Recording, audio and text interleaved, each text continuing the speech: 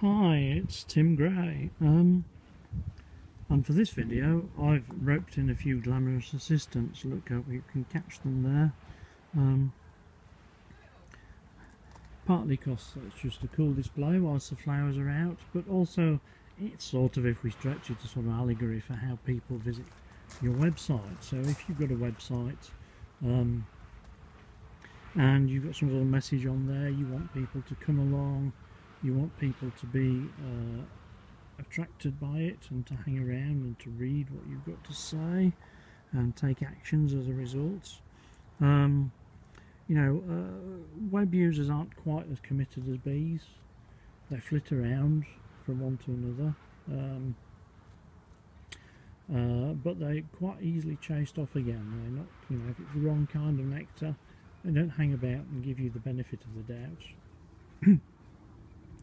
I think there are 3 or 4 sort of main alarm signals that will send your website visitors jumping on to the next flower in the row. Let me just mention those briefly, what those are. Let's get off the bees and on to me, I hope. First one, which I see an awful lot, is have I come to the right place? And people often don't give enough clues for new visitors to the website to know what it's about, so they can pigeonhole it and feel safe that they found what they're looking for.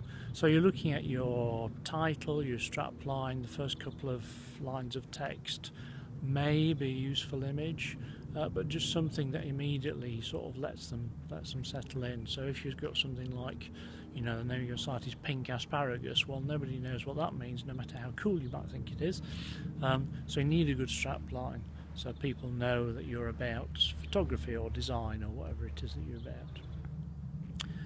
about. Second one that can send people running for the hills is this site going to be a pain to use?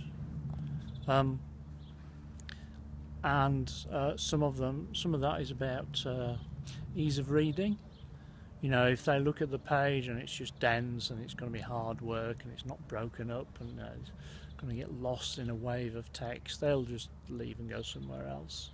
Or if the colour scheme is horrible, you want to present them with an appealing experience.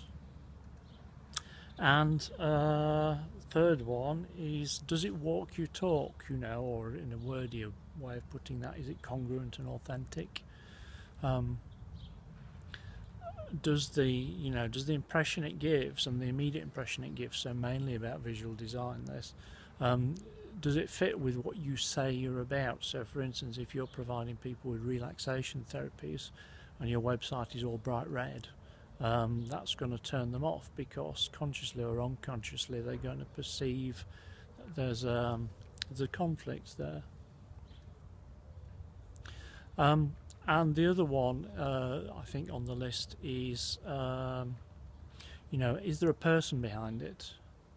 So often it's a website is just about people presenting facts, and we do this, and it doesn't say anything about who you are and how you work. And people like to see that. People want to engage with people.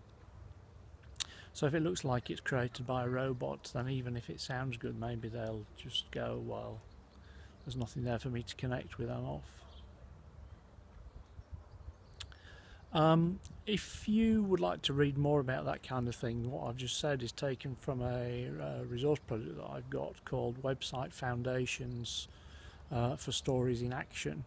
So if you're trying to tell some sort of story, some sort of message with your website, that will be a really good place to start, because it's focusing on the non-techie stuff, about getting the message right and showing up and things like that. If you want to check that out, I'll tell you the address. If I can, I'll attach it to this video. wordsthatchangetheworld.com/website-foundations. wordsthatchangetheworld.com/website-foundations. Or you can just find it on my site under resources and guides. I hope that's been useful to you. Does your website have any of these alarm signals that might be driving people away?